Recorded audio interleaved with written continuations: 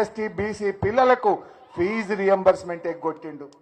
పిల్లల చదువులాగం చేస్తేవి, రైతుల బతుకులాగం చేస్తేవి, రైతన్నలకు యూరియా ఇచ్చే తెలివి కూడా లేకపోయా. అరే యూరియా ఇవ్వవే అంటే యాపులు అంటాడు. ఇప్పుడు దుకాణంలో యూరియా ఉంటే కదా యాపులకి వచ్చేది.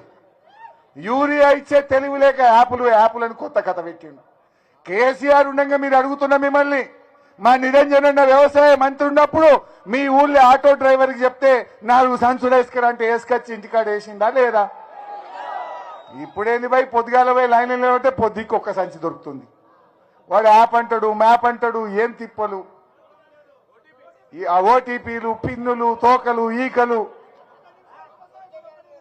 ఇదంతా ఇయ్యే శాతగాక చెయ్య శాతగాక చేసే తెలివి లేక ఈ రకంగా రైతుల ఉసురు పోసుకుంటున్నారు. ఇప్పుడు రాంగన అక్కడ కొంతమంది రైతులు కలిసిండ్రు. ఏసారిగా మళ్ళా కేసీఆర్ ఒక్కసారిగా అయిపోయింది, ఏదో తప్పు అయిపోయింది అంటుంది. ఏమైంది రాబాయ్ అన్న, ఇక తప్పిపోయి కూడా వానికి ఏం సారు అంటుంది. ఎందుకు అన్న, యూరియా చూస్తే ఇట్లా పాడైంది, రైతు బంధు పడతలేదు, రుణమాఫీ కాలేదు, వాడు మక్కలు కొంటలేడు. మక్కలు కొంటలేరట కదా ఆయన చెప్తుండ్రు. రైతు మక్కలు కొంటలేరు సార్, 2400కు పోవాల్సింది 1600కు 1700కు అమ్ముకుంటున్నామని ఇందాక రైతులు కలిసి చెప్తా ఉండ్రి రోడ్డు మీద. మక్కలు కొనే తెలివి కూడా లేదు రేవంత్ రెడ్డికి. మక్కలు కొనే తెలివి లేదా నీకు?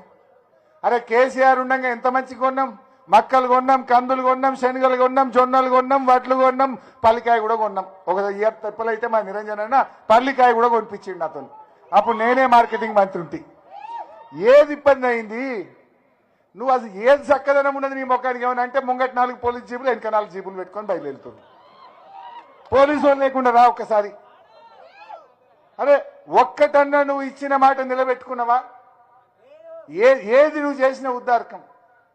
దయచేసి మీరు ఆలోచన చేయండి. నేను ముఖ్యంగా ఇవాళ ఇక్కడికి వచ్చింది ఆ 2 గ్రామాల రైతుల విషయంలో. తప్పకుండా ప్రభుత్వంతో పోరాటం, మీ భూములు కాపాడతాం, మీకు న్యాయం జరిగేటట్టు బీఆర్ఎస్ పార్టీ మీకు అండగా నిలుస్తుంది. అదేవిధంగా వనపర్తి, పానగల్, కోడేరు మండలాల చివరి ఆయకట్టుకు నీళ్లు రావడానికి ఆ రోజు మా హర్షవర్ధన్ రెడ్డి గారు, నిరంజన్ రెడ్డి గారు రామన్నగట్టు రిజర్వాయర్ అడగంగానే 50 కోట్లతోనే ఆ రోజు కేసీఆర్ గారు జీవో ఇచ్చిండ్రు. అది పూర్తి చేయి. వట్టిగా ఈ రిజర్వాయర్ పక్కకు ఇంకో రిజర్వాయర్ కట్టి ఊకే రైతులను ఎందుకు ఇబ్బంది పెడుతున్నావు? 50 కోట్లు ఇస్తే మా వనపర్తి, పానగల్, కోడేరు 3 మండలాలు సస్యశ్యామలమైతాయి కదా. ఇంకా 50 కోట్లు చేసేది కాదు కానీ ఈడ 1300 కోట్లు ఖర్చు పెడతారట. 1300 ఎకరాల భూములు గుంజుకుంటామని మాట్లాడే ప్రయత్నం చేస్తున్నారు.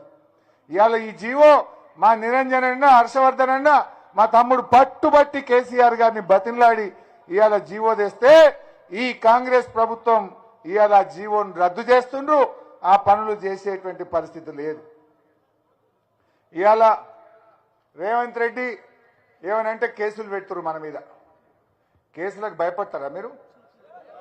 మేమందరం లేమా మీకోసం? ఏం భయపడకుండ్రి. ఇప్పటికీ మా మీద 4 కేసులు పెట్టిండు. నేను ఎక్కడో పోయి ఈయన రేవంత్ రెడ్డిని పరిగిలా లేదా ఈయన యనుమల రేవంత్ రెడ్డి కాదు, ఈయన ఎగవేతల రేవంత్ రెడ్డి అన్న. ఈయన తప్పున్నదా? ఎగవేతల రేవంత్ రెడ్డి అంటే నా మీద మానకొండూరు పోలీస్ స్టేషన్లో కేసు పెట్టిండు. అరే నువ్వు రైతు బంధు ఎగబెట్టింది నిజం, రుణమాఫీ దేవుని మీద ఒట్టుబెట్టి రుణమాఫీ ఎగ్గొట్టింది నిజం, 4000 పింఛన్ ఎగ్గొట్టింది నిజం, తులం బంగారం ఎగ్గొట్టింది నిజం, ఆడపిల్లలకు స్కూటీలు ఎగ్గొట్టింది నిజం, ఫీజు రియంబర్స్మెంట్ ఎగ్గొట్టింది నిజం, తులం బంగారం ఎగ్గొట్టింది నిజం. అరే ఉన్నదంటే నా మీద కేసు పెట్టుడేందో నాకైతే అర్థమే కాదు. కానీ నేను మీకు చెప్పేది ఒక్కటే, భయపడకండి. ఏది ఏమైనా అటున్న సూర్యుడు ఇటు పడిచినా 2 ఏళ్ల తర్వాత వచ్చే ప్రభుత్వం కేసీఆర్ ప్రభుత్వం ఖచ్చితంగా వచ్చి తీరుతుంది. అరే రాంగోగా ఆయన గొల్లమల్లేసి కలిసిండు. అది అందులోకెళ్ళి వచ్చినాం, లోపలికి వెళ్ళి ఏదులా రిజర్వాయర్ నడిమిట్లకెళ్ళి వచ్చినాం మేము. ఒక ఆయన గొర్రెలు కాస్తుండు, అది బండి స్లో అయింది. ఏం పేరంటే మళ్ళీ చెయ్యి అడ్డం పెట్టి ఆపిండు. ఏం పేరంటే మల్లేష్ అన్నాడు. ఇగో కేసీఆర్ గొర్రెలు సార్, కేసీఆర్ గొర్రెలు సార్ అన్నాడు. ఆ గొర్రెలు చూపించి అంటుండు, అరే మా దాంట్లో కొంతమందికి 2వ విడత వచ్చేది ఉండే, ఈ రేవంత్ రెడ్డి 100 రోజుల్లో ఇస్తా అన్నాడు సార్, 2 లక్షల బ్యాంకులు ఇస్తా అన్నాడు సార్, జర గట్టిగా అడుగు అసెంబ్లీలో ఎప్పుడు ఇస్తాడో అంటుండు. నువ్వు గొర్రె పిల్లలు ఇవ్వపోతివి, శాప పిల్లలు ఇవ్వకపోతివి,